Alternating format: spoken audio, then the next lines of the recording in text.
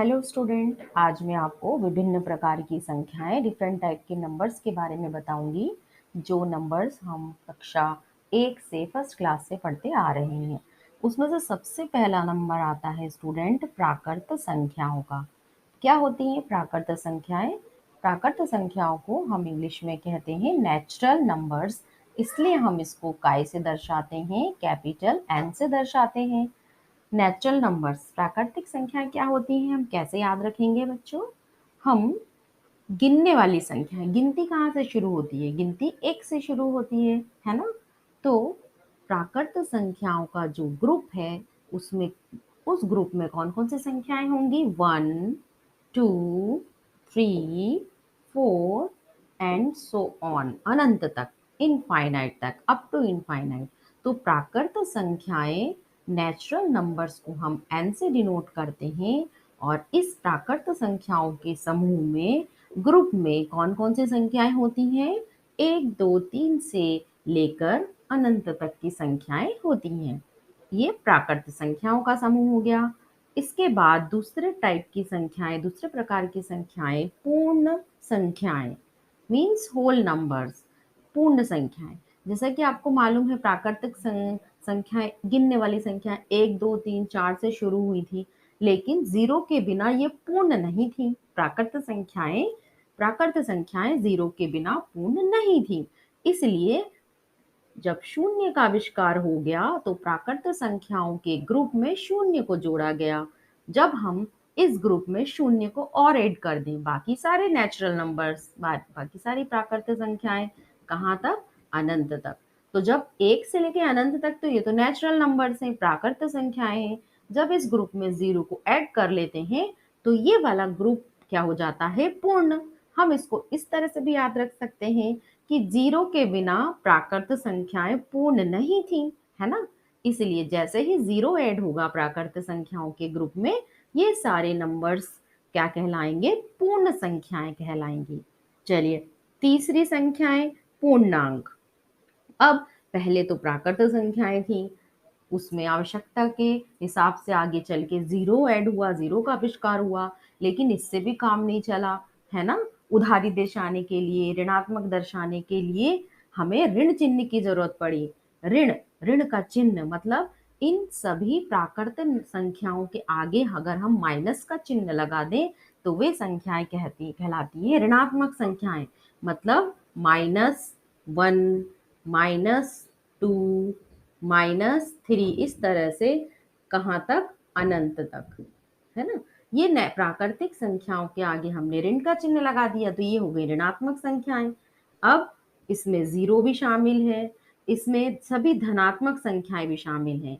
Positive number 1, 2, 3, कहाँ तक? अनंत तक।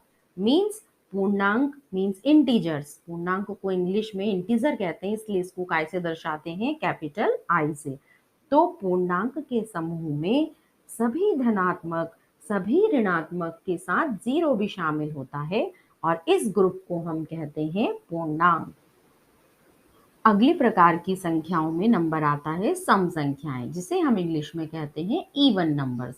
सम संख्याएं क्या होती हैं स्टूडेंट्स?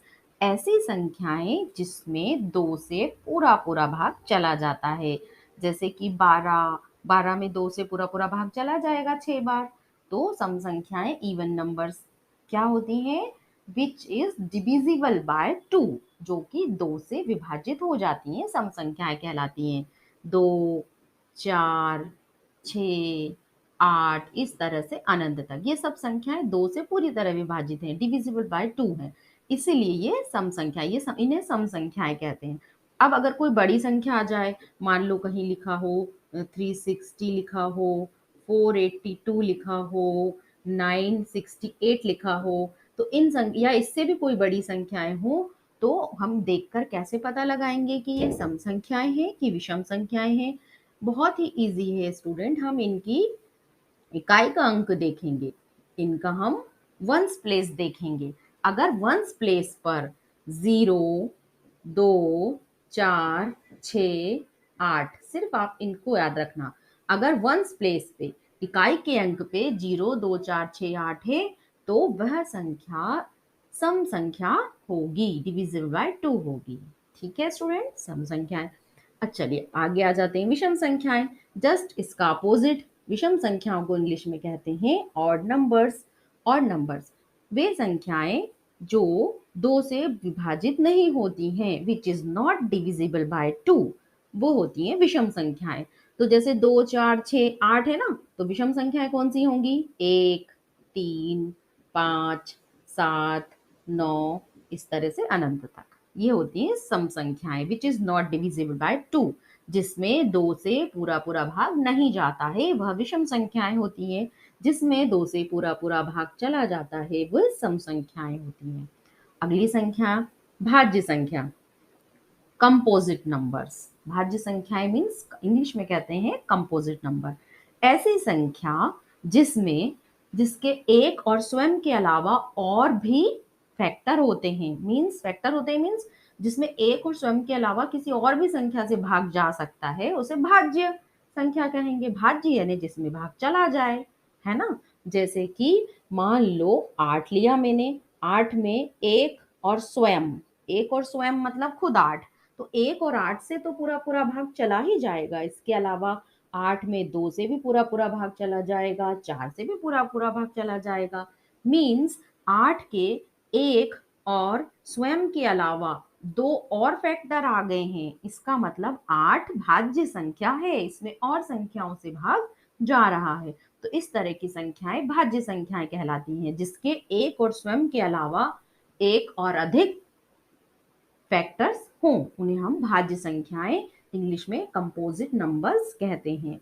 अगली मेन बहुत इंपॉर्टेंट चीज जिससे बच्चे अक्सर डरते हैं, आप अच्छे से समझ लीजिए, इसकी बहुत जरूरत पड़ती है। अभाज्य संख्याएं इंग्लिश में कहते हैं प्राइम नंबर्स। क्या होते हैं प्राइम नंबर्स? अभाज्य संख्याएं।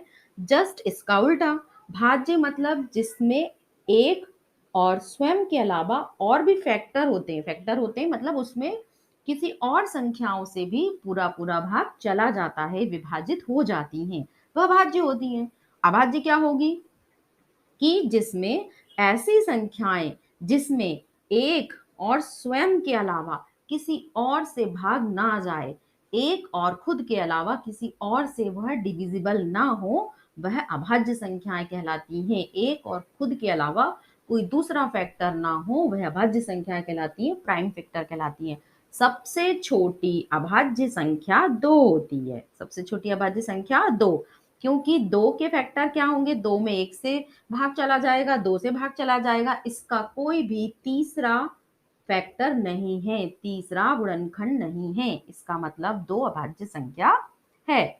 2 के बाद अगली अभाज्य संख्या 3 होगी, क्योंकि 3 में भी एक और स्वयं 3 के अलावा किसी और से भाग नहीं जाएगा। और अभाज्य संख्याओं के बारे में अपन देख सकते हैं। अगर चलिए बताइए, अगर मैं लिखूं 15, तो 15 क्या अभाज्य संख्या होगी? चलो करके देख लेते हैं। 1 और 15 से तो सभी संख्याओं में भाग जाता ही जाता है ना। लेकिन इसमें 3 से भी भाग जाएगा, 5 से भी भाग जाएगा, मतलब एक और स्वयं के अलावा इसके और अन्य फैक्टर हैं और संख्याओं से इसमें भाग जा रहा है। 15 एक और स्वयं के अलावा अन्य संख्याओं से भी विभाजित है, इसका मतलब 15 अभाज्य संख्या नहीं है। अगर 17 के बारे में हम देखें तो 17 अभाज्य संख्या है कि नहीं? तो 17 के कौन कौन से फैक्टर होंगे और कौन कौन से गुणनखंड होंगे? एक तो होगा, 17 भी होगा, इसके अलावा 17 में किसी और संख्या से भाग नहीं जाएगा, इसका मतलब 17 भी अभाज्य संख्या है। तो आप इस तरह से पता लगा सकते हैं कि ऐसी संख्याएं जिसमें एक और स्वयं के अलावा किसी और तीसरी संख्या से भाग नहीं जाता है, किसी और तीसरी संख्या से विभाजित नहीं होती है, वह अभाज्य संख्याएं कहलाती हैं, प्राइम नंबर कहलाती हैं। इसकी जरूरत अब आपको पड़ेगी। जैसे कि आपको हर मैथ्स में आता है कि अभाज्य गुणनखंड निकालिए, अभाज्य गुणनखंड निकालिए, तो हमें अभाज्य गुणनखंड निकालना है ना, तो केवल अभाज्य संख्याओं से ही भाग देना है। तो इसके लिए आपको पता होना चाहिए कि अभाज्य संख्याएं कौन कौन सी होती हैं, क्योंकि 4 से तो आप नहीं कर सकते, क्योंकि 4 अभाज्य संख्या नहीं है।